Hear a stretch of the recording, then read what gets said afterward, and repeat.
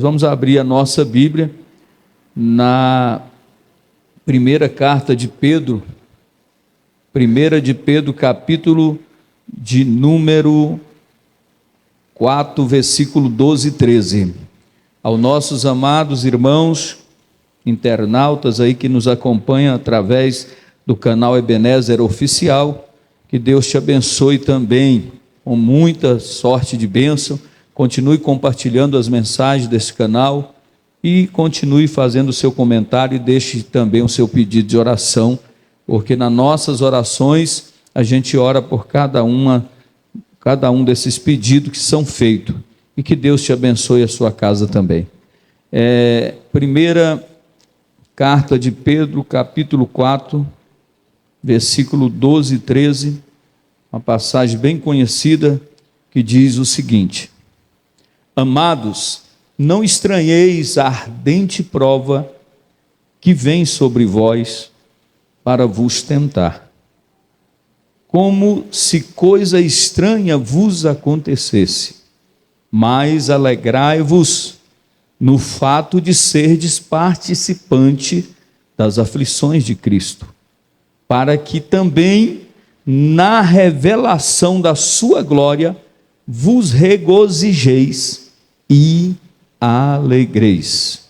Agora, voltando aqui em Atos dos Apóstolos, nós até lemos essa passagem esses dias atrás, no capítulo de número 14, versículo o 21 e o 22, que está registrado assim: E tendo anunciado o evangelho naquela cidade, e feito muitos discípulos, voltaram para Listra, Icônio e Antioquia, confirmando os ânimos dos discípulos, exortando-os a permanecer na fé, porque por muitas tribulações nos importa entrar no reino de Deus.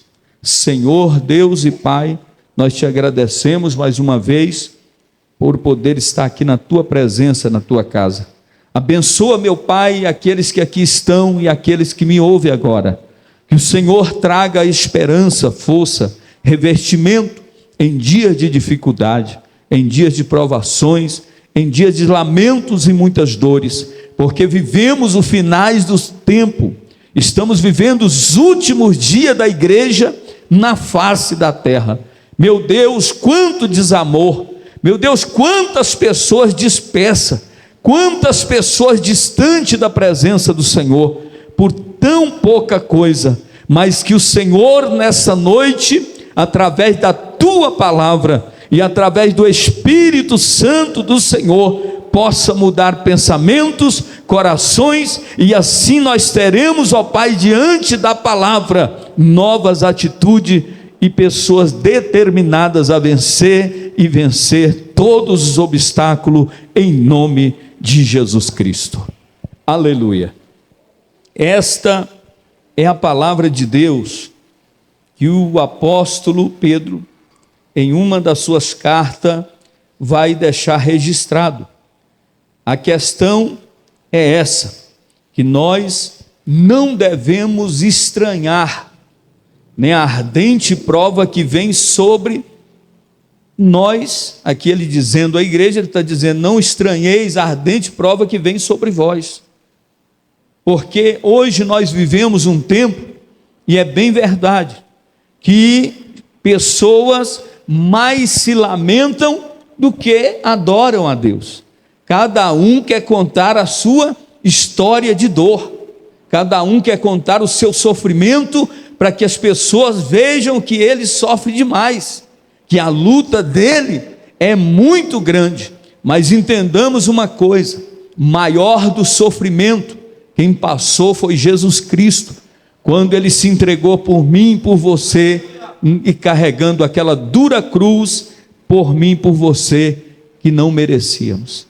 Agora, o tempo que vivemos é um tempo final, é um tempo que se aponta para a volta de Jesus Cristo.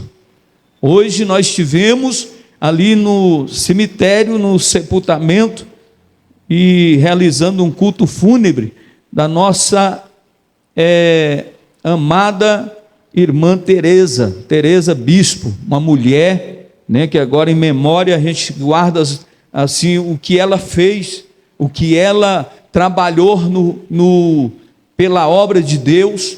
Quantas almas aquela mulher, juntamente com o saudoso também Milton Campos, nessa cidade, no Ministério Videira, ganhou para Jesus e fez tantas obras e tantas promessas que Deus fez e cumpriu através da serva do Senhor.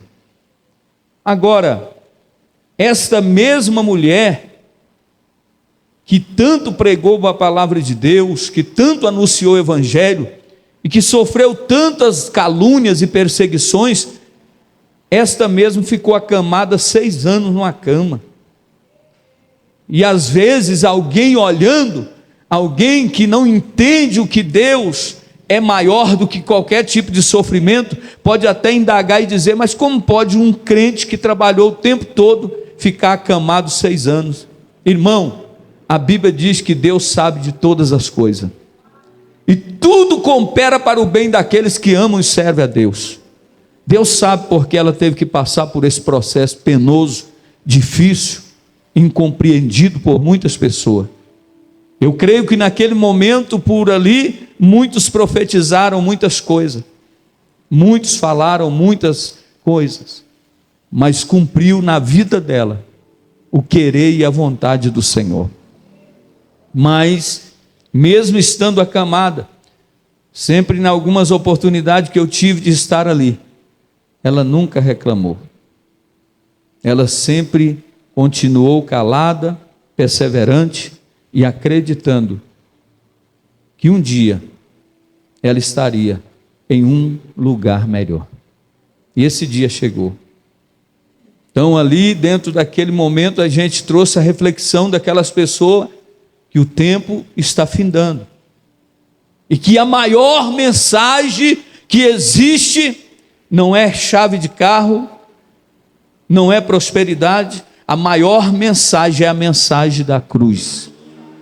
A maior mensagem que um cristão pode anunciar hoje é esta: Jesus Cristo está voltando, Jesus Cristo está às portas. Porque parece que em meio a tantas lutas, tantas dificuldades, muitas pessoas têm se esquecido da promessa do Senhor, mas Jesus vai voltar. Então aqui Pedro, na carta, está dizendo: amados, não estranhei a ardente prova que vem sobre vós, para vos tentar, como se coisa estranha vos acontecesse. Uai, então quer dizer que é normal? É. Todo cristão passa por luta, todo cristão passa por processo, mas nós vivemos uma geração mimada, uma geração de pessoas não me toque, uma geração de pessoas Nutelas, pessoas que acham por qualquer coisinha quer abandonar a fé, quer deixar o ministério, quer deixar de pregar, quer deixar de levar as boas novas para quem precisa. Irmão, no evangelho não há espaço para covarde. No evangelho não há lugar para medroso, tímido. O evangelho é lugar de homens e mulheres experimentados por Deus, homens e mulheres tratados pelo Espírito Santo do Senhor. Então ele está dizendo nessa carta: olha, não fique preocupado, é necessário que isso aconteça. Por quê? Olha o versículo seguinte que diz: mas alegrai-vos de ser de participante das aflições de Cristo, porque quando a nossa fé, em meio às dificuldades, é confrontada, e a gente continua acreditando e perseverando, a Bíblia nos garante que nós iremos regozijar e se alegrar na presença de Deus. Porque a luta, irmão, ela não vai trazer para a vida de um cristão desânimo.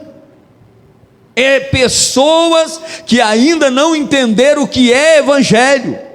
Evangelho é renúncia, evangelho é cruz, evangelho é renunciar tudo por amor a Cristo e fazer a obra dele cantando meio em meio à dor, mesmo em meio às tribulações, às dificuldades, Jesus nos garante vitória, porque Ele disse: olha, no mundo vocês vão ter aflição, mas tem de bom ânimo, porque eu venci o mundo.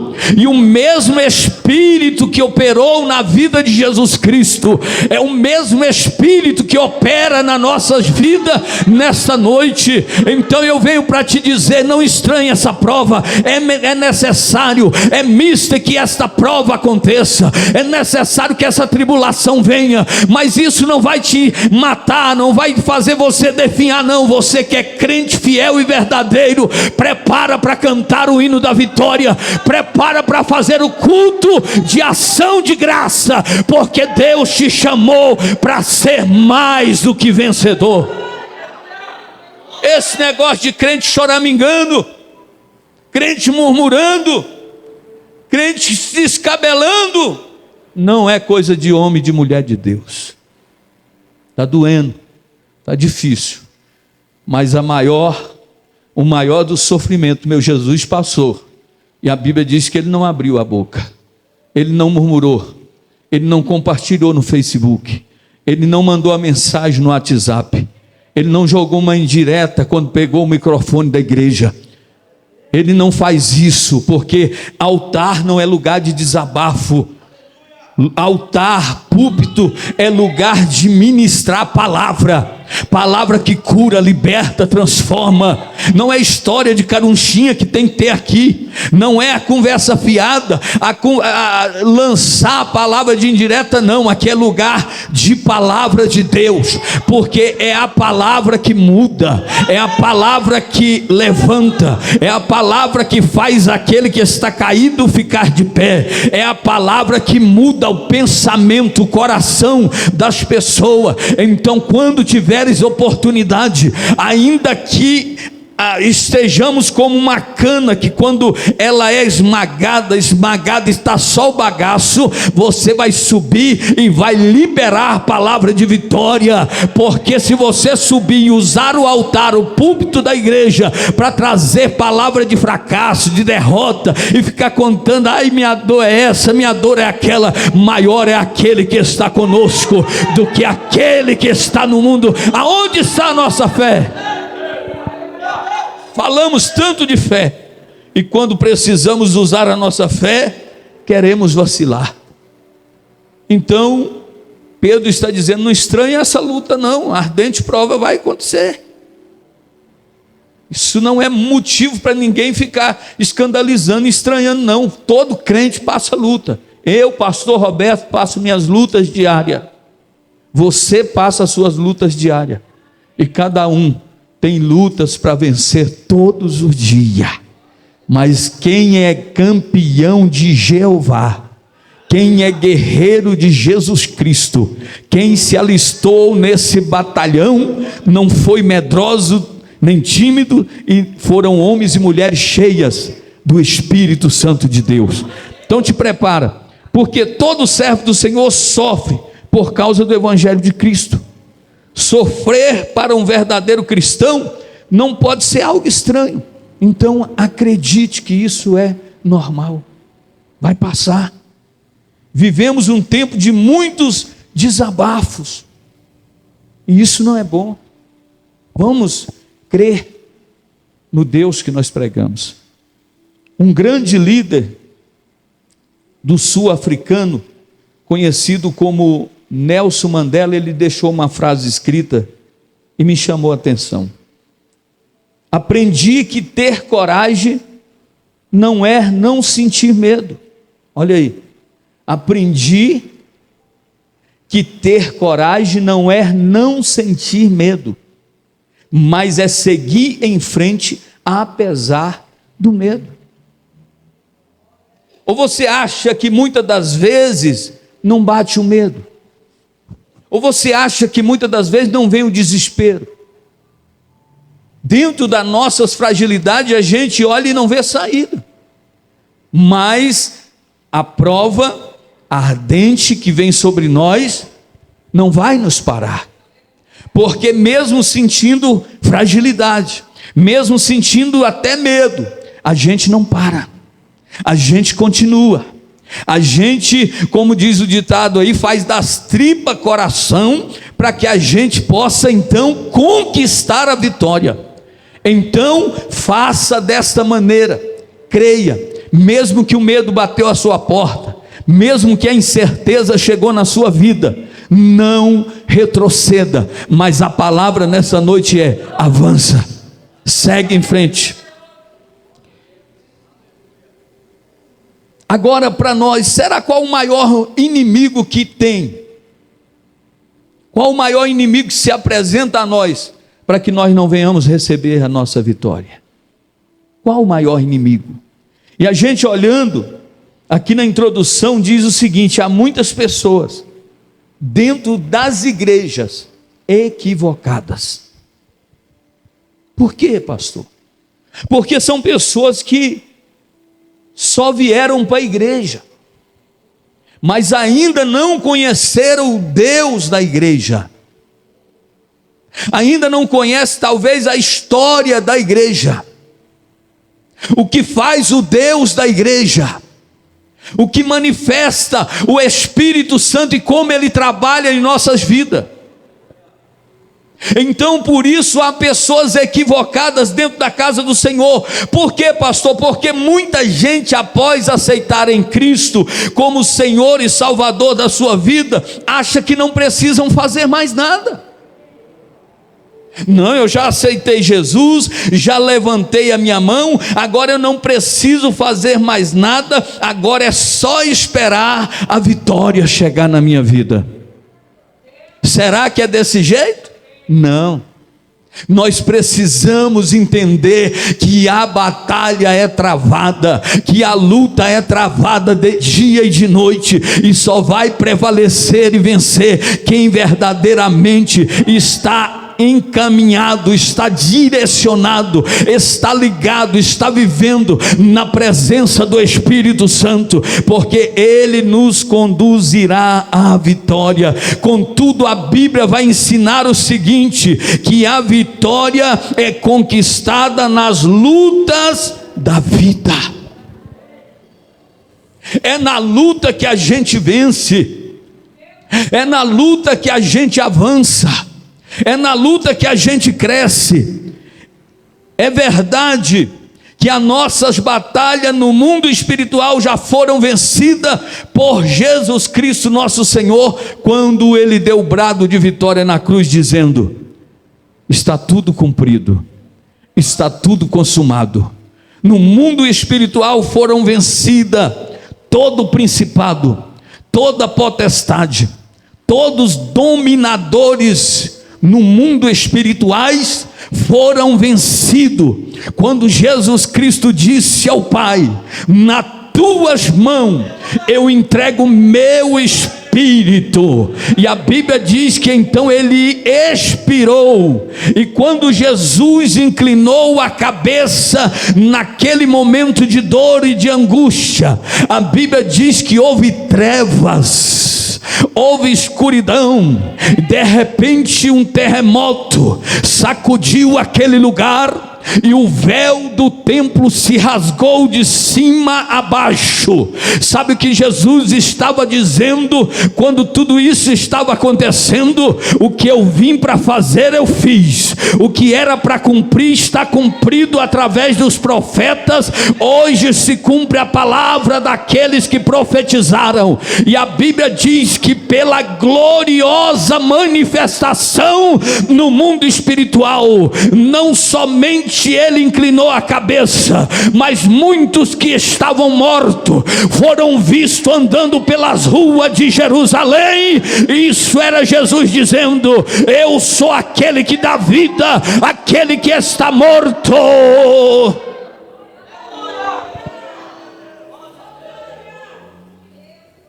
Mas não pense que Jesus venceu a cruz de graça. Jesus pagou um alto preço. Não pense que o seu ministério vai ficar barato, porque se o inimigo tem prazer é de te colocar para baixo, Se o inimigo tem prazer de ver um crente murmurando, se o inimigo tem prazer de ver um crente dizendo: não vou mais, não faço mais, não quero falar com ele, não quero falar com ele, isso é prazer para o inimigo. Porque lá em Gênesis, quando o Senhor ordenou que o homem não comesse do fruto, ele vai desobedecer a Deus e participar e comer junto com a mulher. Então Deus dá uma sentença para eles, que o homem deveria comer do suor do rosto, e a mulher sentiria dores de parto. Mas para Satanás ele diz: tu rastejarás e comerás do pó da terra. Sabe o que é? Que quando a Bíblia diz comer do pó da terra, é porque nós somos pó. A Bíblia diz que o pó volte ao pó como era, e o Espírito torne a Deus.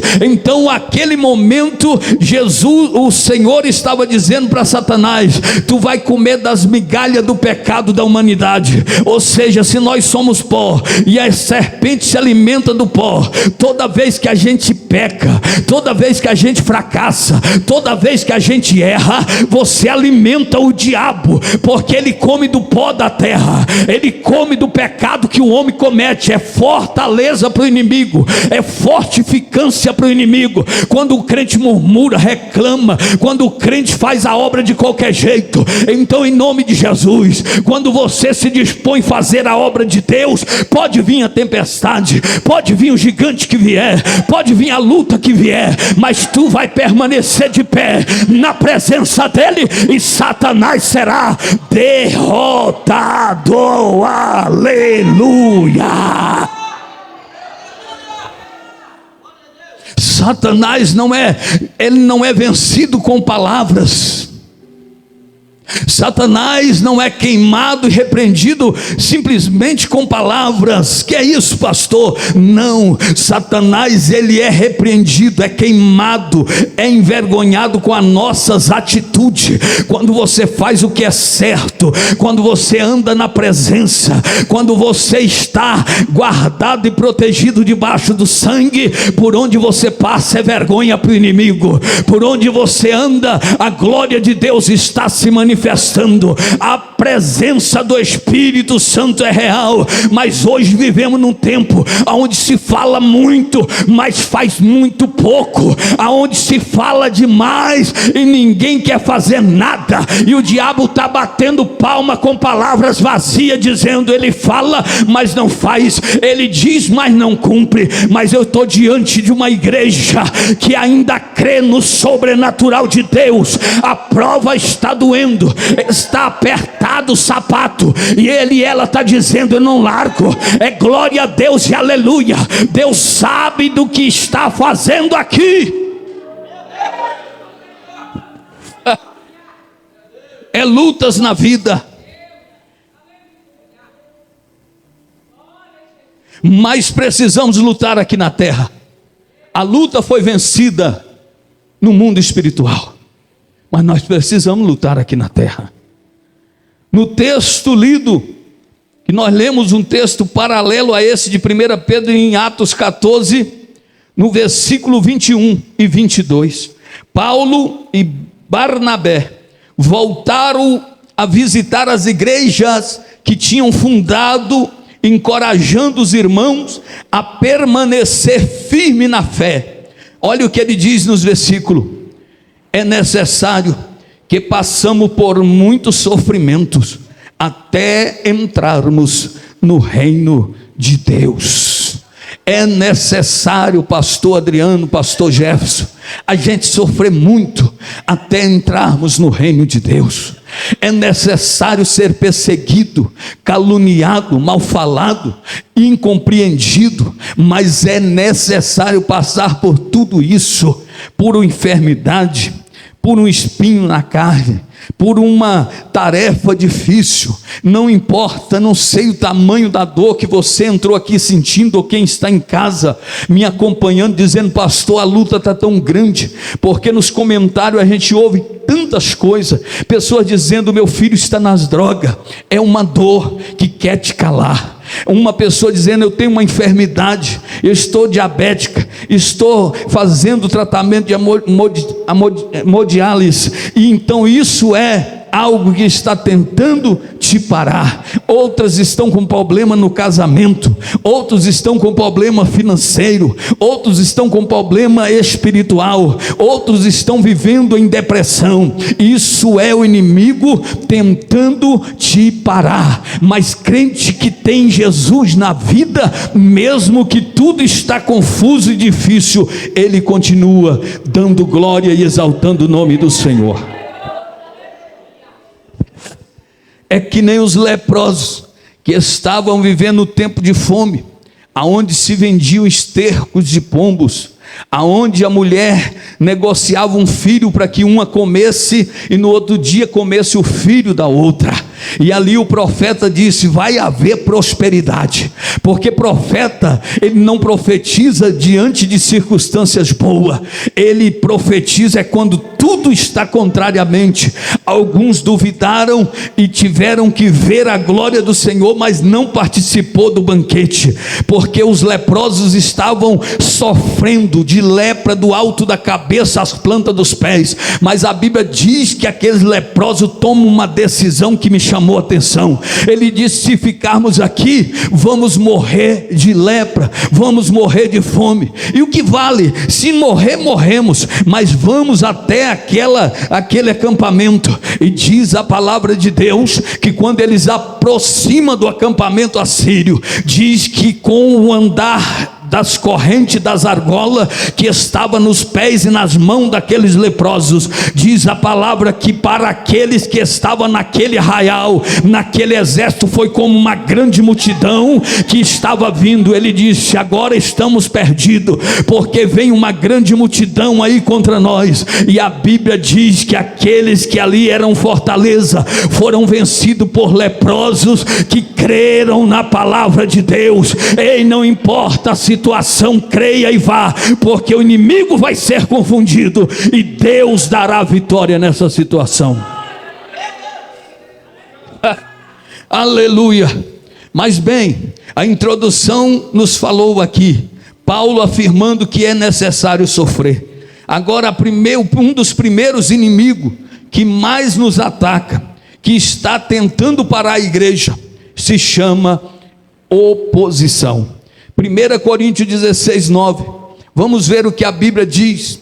Queridos e amados irmãos, ninguém faz a obra de Deus, ninguém serve a Deus sem oposição, porque uma porta grande e eficaz se me abriu, e há muitos adversários.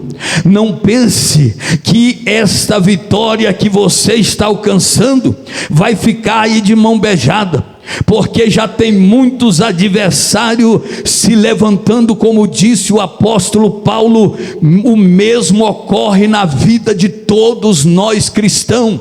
Ele está dizendo: uma grande porta e eficaz se abriu, e há muitos adversários, porque o inimigo, ele luta de dia e de noite, para que você se confunda nessa grande porta que foi aberta. Então ele vai lançar as suas astutas ciladas, ele vai lançar a sua investida, para te tirar a visão daquela grande porta que está aberta, para você ter medo, para você ter dúvida que essa porta é uma porta que Deus abriu para você. Tem muita gente que já retrocedeu da grande porta que foi aberta. Por quê?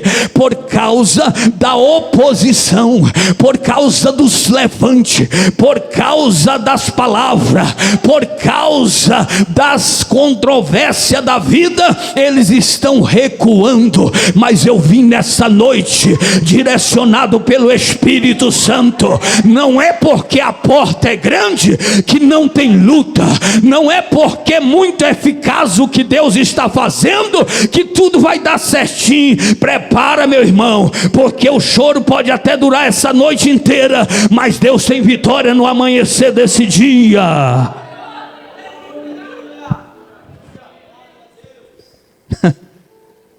A porta se abriu e era grande, eficaz. Se abriu aquela porta, mas há muitos adversários. Agora, se a gente olhar na Bíblia Sagrada, 2 Samuel, capítulo 3, versículo 1, são exemplos aqui de portas grandes que se abrem, mas que há adversários. E houve uma longa guerra entre a casa de Saul e a casa de Davi. Porém, Davi ia se fortalecendo, mas os da casa de Saul iam enfraquecendo. Aprenda nessa noite, porque houve uma longa guerra entre os que eram de Davi e aqueles que eram de Saul. Saul foi rejeitado por Deus, representa os adversários que Paulo está dizendo, que a porta é grande. O reinado dele, pastores, seria um reinado muito forte. O reinado de Davi foi um reinado que ficou e marcou na história, mas por causa da grande porta que se abriu, quando o profeta Samuel foi até a tua casa, e direcionado por Deus, ungiu como rei, os inimigos se levantaram. Depois que ele derruba o gigante no val, ele tem ali aplausos, mas também tem inveja, tem inimigos se levantando.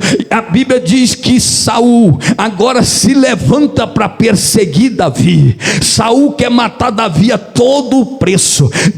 Saul quer a cabeça de Davi, e Davi está aqui na palavra de Deus que nós lemos. Porém, Davi ia se fortalecendo, mas o Saul ia enfraquecendo. Sabe o que Deus está dizendo? Quando ele abre a porta e você não deixa de andar dentro da promessa de Deus, você vai se fortalecendo, mesmo em meio à perseguição, em meio à luta, à dificuldade, e o adversário vai enfraquecendo. Quanto mais campo você avança, mais o inimigo fica confundido, o inimigo fica envergonhado, o inimigo fica perplexo, dizendo e olhando e falando: mas quem é esse?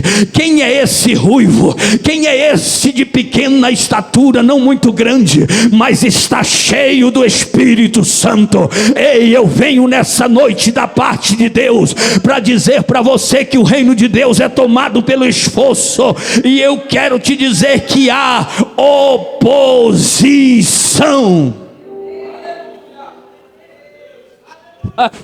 Ou você acha que você vai vencer, vai ficar sendo crente e nada vai acontecer? Não vai ter diagnósticos contrários, não vai ter problema na saúde, na vida, no casamento, na empresa, na vida profissional. E meu amado, prepare-se, porque você entrou por uma grande porta, e essa porta se chama Jesus de Nazaré. Agora veja Neemias 4, do versículo 1 ao 3, porque a Bíblia diz que estando em Suzã, no palácio do rei, ele era copeiro e servia o rei com alegria, com satisfação, com dinamismo, com muito entusiasmo. Então a Bíblia diz no livro de Neemias 4, o versículo 1 ao 3, se o irmão conseguir colocar para nós, para a gente ganhar tempo: e sucedeu que, ouvindo Sambalate, que edificávamos o muro, ardeu em ira e se indignou muito e escarneceu dos judeus. Vamos até o versículo 3. E falou na presença dos seus irmãos e dos exércitos de Samaria, e disse: o que fazem esses fracos judeus? Permitisse-lhe a isto, sacrificarão a Cabalauão num só dia, vivificarão dos montões do pó e as pedras que foram queimadas. Estava com ele Tobias o amonita, e disse: ainda que edifiquem, contudo, vindo uma raposa, derrubará facilmente o seu muro de pedra. Tem oposição ou não tem? Se os muros estão quebrados, ninguém se preocupa, porque está quebrado. Se a cidade está desolada, não tem mais vida, vigor e alegria, então ninguém se preocupa. Mas a partir do momento que a grande porta se abre, para que os muros de Jerusalém fossem reconstruídos por Neemias, usado por Deus, os inimigos levantaram com ímpeto, com inveja e com muita bravura, tentando parar a grande obra que estava para se acontecer e ser concluída. Porque toda vez que você começa a reconstruir muros que estavam quebrados, toda vez que você fecha brechas que estava dando passagem para o inimigo, a Bíblia diz que o diabo, ele runge feito leão, buscando uma oportunidade para tragar aquele que está fechando a brecha. Mas quem está com as brechas fechadas, quem está na direção do Espírito Santo, pode levantar Sambalate, pode levantar Tobia, pode levantar Gersem, não prosperará contra aquele que está envolvido na grande obra do Senhor. Então eles enviavam carta preocupados, enciumados, porque Jerusalém, os muros estão tomando forma, e diz: vem até nós. Ele diz: diga para eles que eu estou aqui em uma grande obra e não posso parar. Quem entrou pela grande porta não tem tempo para fofoca, não tem tempo para estar comunicando e fazendo aquilo que desagrada a Deus, não tem tempo para o cafezinho satânico, não tem tempo para visita audaciosa, não tem tempo para viver com aquele que não tem direção de Deus, porque quem está entrando pela grande porta só tem um objetivo: é terminar a obra que ele mesmo começou. Quem aqui vai terminar a obra? Levanta a mão e deixa o Sambalate para lá, deixa! Não irão prevalecer, não irão prevalecer contra ti aqueles que têm levantado. 1000 cairão ao teu lado, 10.000 à tua direita, e tu não serás atingido. Somente com teus olhos olharás e verás a recompensa dos ímpios, porque aquele que te guarda, o guarda de Israel, está aqui nessa noite dizendo: não precisa temer a essa luta, não precisa se preocupar com a ardente prova, porque essa luta vai te deixar mais forte, e no final você vai cantar o hino da vitória. Aleluia, aleluia, aleluia, aleluia. Primeira carta de João, no capítulo 4, no versículo 4, a parte B diz: maior é aquele que está em nós do que aquele que está no mundo. Portanto, não se limite diante da oposição. A palavra para a tua e a minha vida é essa da parte de Deus: levante a cabeça, levante a cabeça e prossiga, e prossiga, e prossiga, porque a nossa morada não é aqui, a nossa estadia pode estar sendo aqui, mas a morada permanente do cristão já está preparada nas mansões celestial. Mas como o cristão faz? Os teus pés andam na terra, mas o coração está pulsando no céu, porque todo crente lavado que entrou pela grande porta, por onde ele anda, ele diz: Senhor, lembra-te de mim quando a trombeta soar. Está no volante do carro, está cantando e ouvindo hinos que exaltam o nome do Senhor. Está na pia de casa lavando a roupa ou a louça no tanque, e ele vai dizendo: glória a Deus, aleluia, abençoa meu marido, abençoa meus filhos, prospera, Pai, o caminho por onde eles vão andar. Sabe o que é isso? É crente que sabe para onde vai, crente que sabe para onde vai, é crente que tem convicção. Então, nós entendemos que a oposição é necessária. Não tem como fazer a obra de Deus Ah, mas lá em casa, irmão, é oposição. É isso mesmo. O que você vai fazer? Vai pular do barco? No meio dessa tempestade? Vai embora com a multidão que Jesus disse, vai, vai. Não querem ouvir a palavra, vai embora. Ou você vai ficar e dizer, não saio daqui. Na história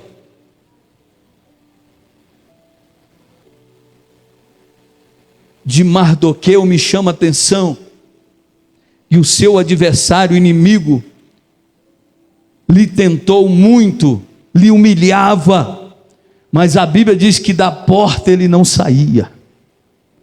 Crente que é crente não retrocede porque está sendo defamado, perseguido, ele fica na posição dele, sabe por quê? Porque na hora certa o rei manda chamar. E se esse crente não estiver na posição, ele perde a bênção. Porque Deus mandou chamar Mardoqueu para honrá-lo, para salvar aquele povo da morte. E Deus quer te usar, mas você tem que ser forte, você tem que acreditar.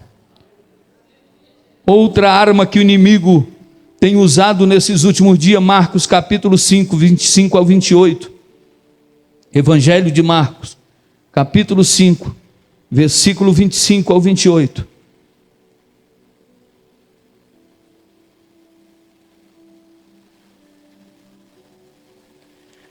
Veja que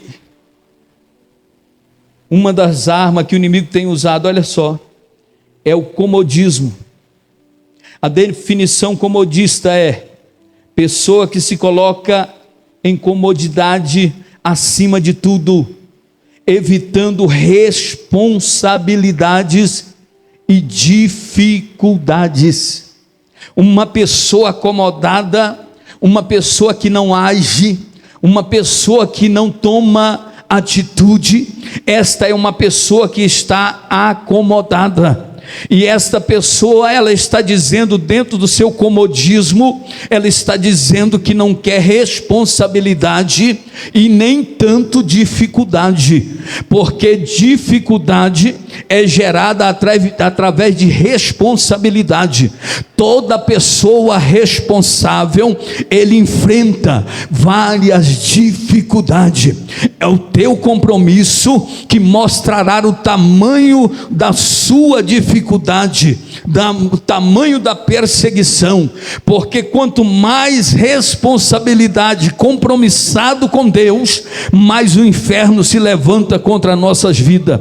Então Deus me trouxe aqui para te dizer que muitos estão vivendo dessa forma, no comodismo, conformismo e na mesmice. Tem pessoa que já acostumou, vou continuar desse jeito porque se eu tomar algum tipo de responsabilidade, eu vou ser perseguido, eu vou ser caluniado, eu já passei por ali, eu sei como é, agora está tudo bem, agora está tudo às mil maravilhas, depois que eu não fiz mais nada na obra de Deus. Quando eu falei não quero, não estou disposto, não estou disponível, e o pastor mesmo perguntando, eu preciso de alguém tal, eu preciso de fulano na área fulana de tal, e muitos calados, mesmo sabendo do compromisso, diz eu não vou fazer isso, porque isso é luta, isso é prova, isso aí é muito peso e responsabilidade, vou continuar quietinho aqui no comodismo, porque quando eu estou quietinho aqui, ninguém mexe comigo, a luta não vem, a dificuldade não me ataca, mas é engano nosso, porque o inimigo já neutralizou muita gente, e elas acham que está tudo bem, mas não está, porque o inimigo trabalha de forma sagaz, para enganar até os escolhidos de Deus, e quando tentarmos sobressair, aí será tarde demais. Quando a gente, dentro do nosso comodismo, com a falta de responsabilidade, vamos fazer como fez Sansão, quando ele disse que ia arrebentar, não arrebentou mais as cordas, porque o Espírito Santo já não estava mais nele. E a Bíblia diz que a primeira coisa que o inimigo fez com Sansão foram furar os seus 2 olhos e colocar ele para trabalhar na moinha onde o animal trabalhava de dia e de noite. Sabe o que é isso? Comodismo gera morte espiritual. Tem muita gente achando que está ganhando, mas perdeu faz tempo. Mas crente que não para, crente que avança, esse aí mesmo chorando, as lágrimas descendo, está cheio de Deus. Meu Deus. Pessoas conformadas na mesmice. Agora o texto de Marcos diz que fala sobre a mulher que sofria de uma hemorragia há 12 anos. E ela tinha motivo para desistir, pois a Bíblia diz que ela já tinha gastado todos os seus recursos com os médicos, e em vez de melhorar, piorava cada vez mais. É desesperador, porque em vez de melhorar, gastou todas as riquezas que tinha, buscou na medicina os recursos, e a Bíblia diz que em vez de melhorar, piorava cada vez mais. No entanto, ela não se acomodou com aquela situação. Quando ouviu falar de Jesus, quando ela ouviu falar que o Nazareno iria passar por ali, foi até ele, suas vestes. A Bíblia diz que ela foi instantaneamente curada daquele mal. Sabe o que é isso? Ela não se acomodou mesmo tendo motivo para estar acomodada, porque uma pessoa perdendo sangue 12 anos não são 12 dias. Agora hoje ainda é diferente, porque a pessoa às vezes perde sangue num acidente, a pessoa perde sangue, né, numa hemorragia, e ela, quando está se amarelando, ficando fraca, sem força, porque o sangue é vida em nós, irmão. E então aquela mulher não tinha mais força. Hoje a pessoa vai até um banco de sangue, recebe ali uma bolsa de sangue, né, seja no tipo sanguíneo da pessoa, e essa pessoa revigora as forças de novo, porque ali entrou vida nova, entrou algo novo. Só que a vida que entraria nas veias daquela mulher não seria um sangue qualquer, não era sangue de bode, não era sangue de alguém comum, foi o próprio sangue de Jesus Cristo que tocou através da vida dela, e ela teve a sua saúde restaurada e estancou o sangramento.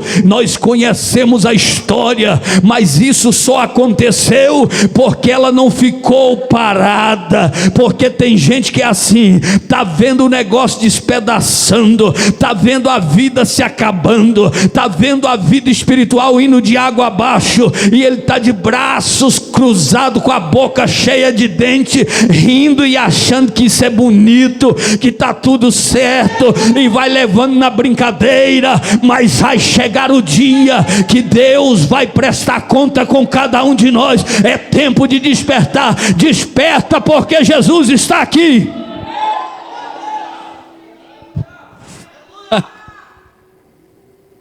Deus nos criou com um potencial incrível.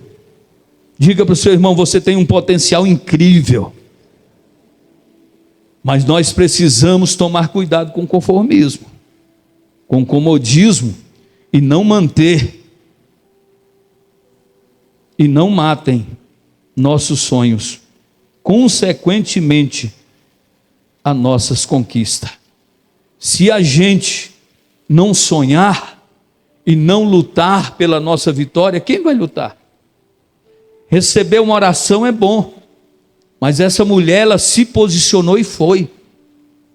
Ela podia ter dito: estou tão fraca, anêmica, não tenho mais força.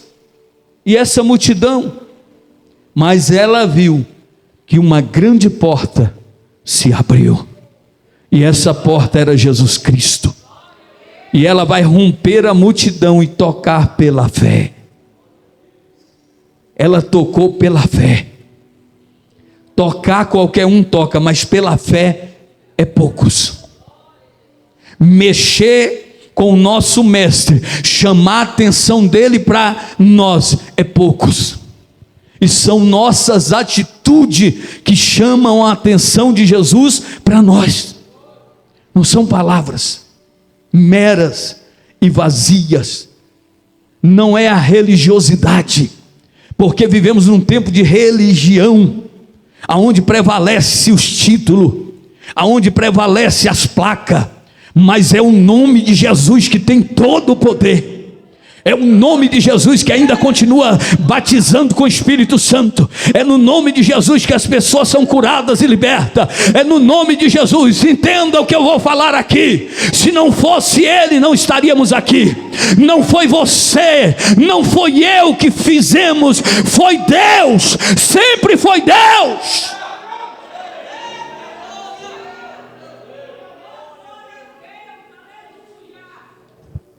Sempre foi Deus. Então, queridos e amados irmãos, tenha fé. Porque os discípulos disseram: mestre, a multidão te oprime, te aperta. Olha a multidão que está aí, de 10, 15, 20 mil pessoas. E o Senhor pergunta: quem me tocou? Ele disse: alguém me tocou diferente, porque eu senti que de mim saiu poder, saiu virtude. Então a mulher se apresenta trêmula e diz: Senhor, foi eu quem tocou na orla da tua veste. E a Bíblia diz: vai, porque a tua fé te curou.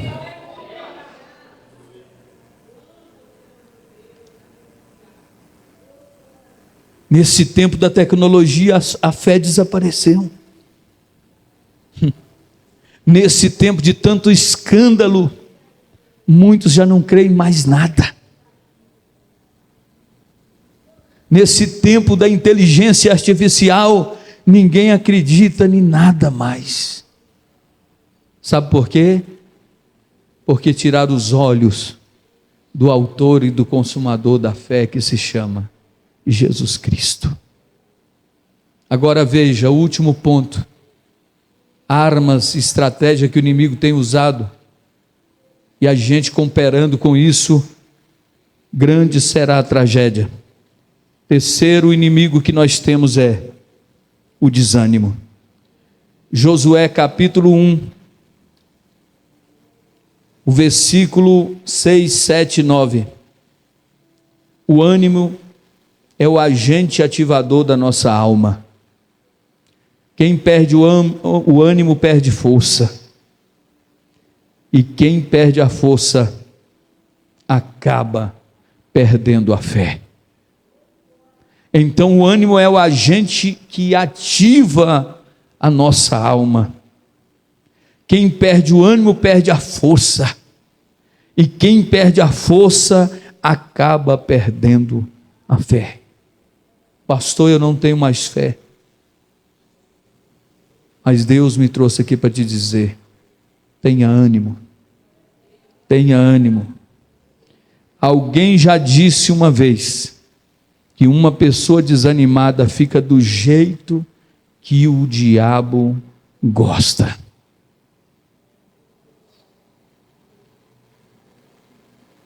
Está do jeitinho que ele quer.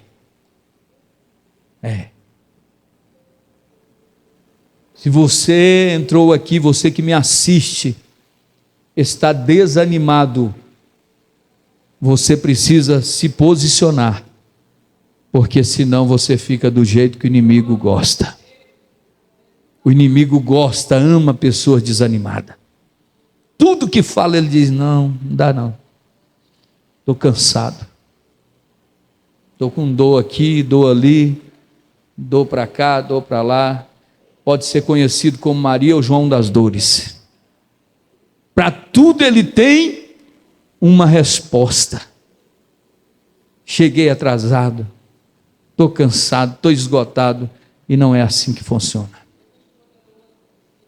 Tenha bom ânimo. Por isso, quando Deus chama Josué para suceder a Moisés e levar o povo à terra prometida, ele diz no versículo 6: esforça-te, tem bom ânimo, porque tu farás este povo herdar a terra que jurei aos teus pais que lhe daria. Esforça-te. Olha o que diz o versículo 7: tão somente,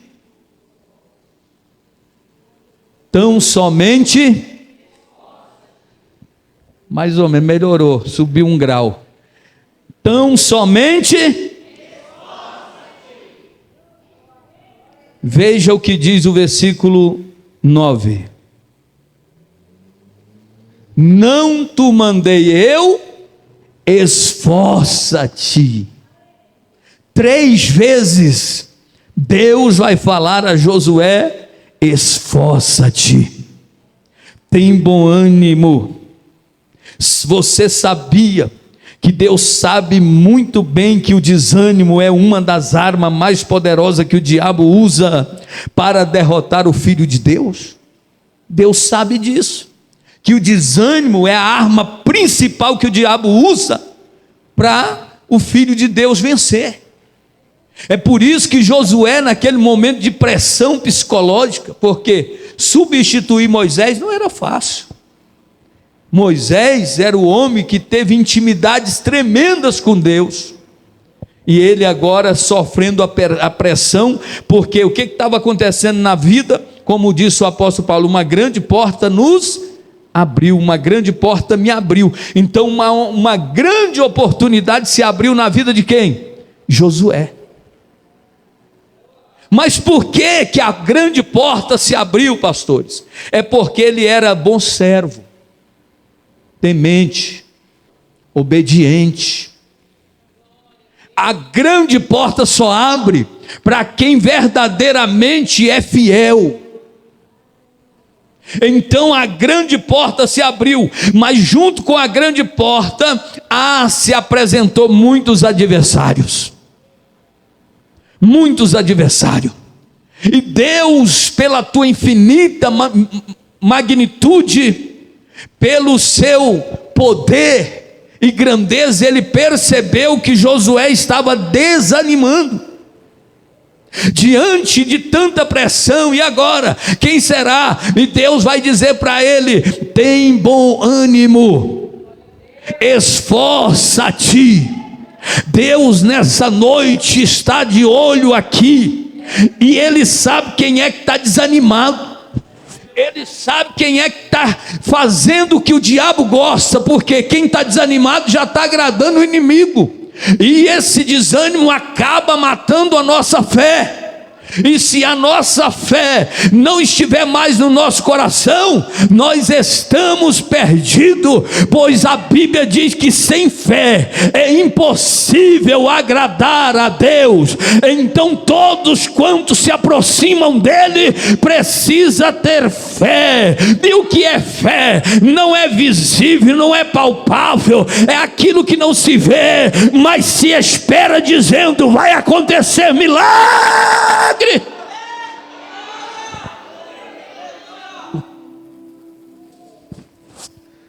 Fechou a porta, mas vai abrir. A enfermidade chegou, mas vai ter cura. O filho está nas drogas, mas Deus vai libertar. O marido está na cachaça, mas Deus vai libertar. A mulher não é convertida, Deus vai converter. Sabe o que é isso? É crente vitorioso, é crente cheio de ânimo, é crente que não desiste, é crente que não larga a cruz.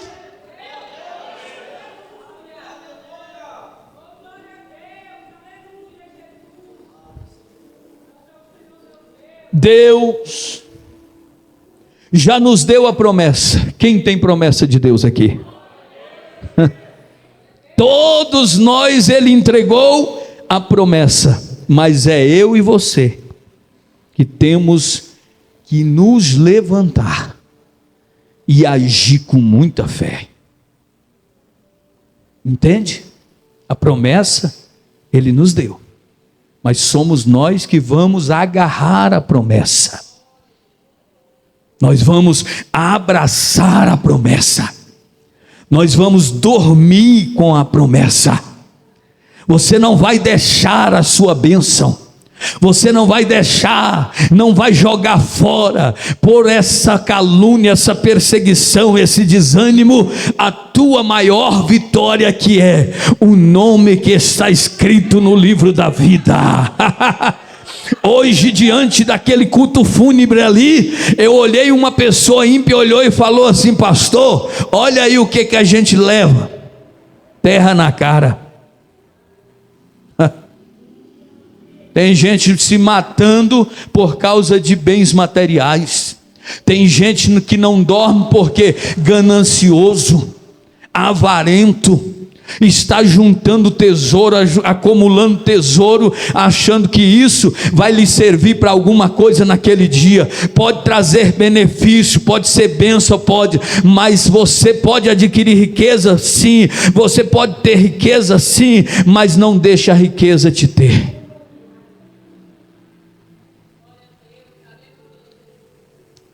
Então Josué se levanta e diz: santificai-vos. Primeiro ele diz: se vocês que estão criticando, vocês que estão se opondo, quiserem voltar e adorar os deuses de vosso pai, pode ir, porque eu e minha casa serviremos ao Senhor.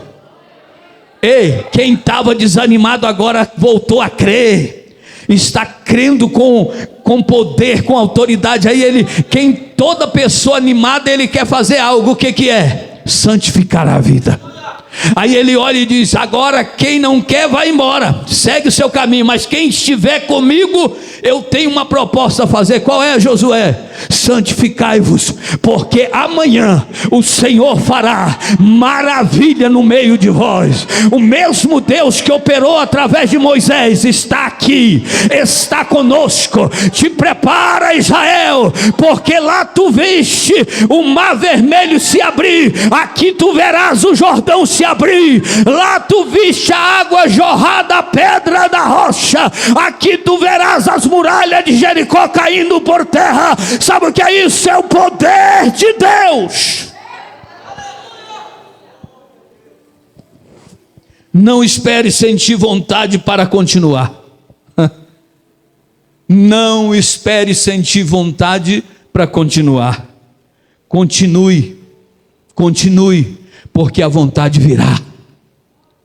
Continue, porque a vontade virá. Aleluia. Oh, glória. Jesus disse, quando curou os 10 leprosos, o que? Vai e mostra ao sacerdote.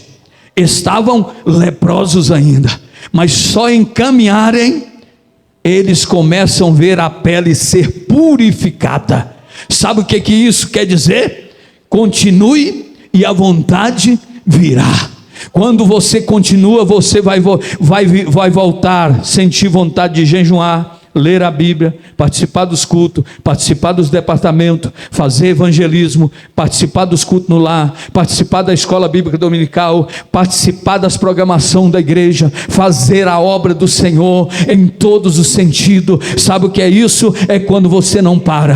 Mas se alguém nessa noite está aqui, está parado, Deus manda te dizer: movimenta, porque água parada traz mosquito e traz doença, mas águas que movimentam estão sempre limpas e saudáveis. Quem é aqui tem águas correntes que não para de jorrar do trono, recebe essa água que desce do altar de Deus. É água viva, é água movimentando, é água que jorra para a vida eterna. Para encerrar, a conclusão vai dizer: talvez a oposição, o comodismo ou o desânimo tenha tentado roubar a tua alegria, a sua força ou até mesmo a sua fé. Mas nesta noite, o Espírito Santo está aqui para liberar sobre você uma unção de ânimo, de força, de coragem e disposição. É noite de lutar contra os inimigos que têm tentado impedir a sua, a minha vitória. É noite de lutar, é noite de guerrear. Decida hoje, fique de pé. Decida hoje se posicionar e vencer a oposição, o comodismo e o desânimo.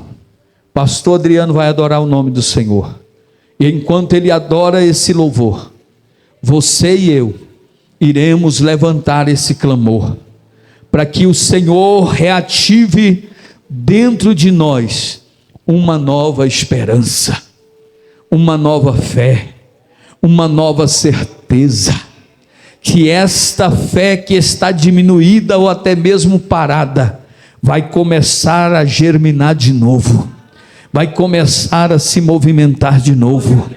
Seu casamento não vai acabar, você não vai morrer nessa situação, a tua casa será alcançada pela mão poderosa de Deus. O milagre está a caminho da tua casa,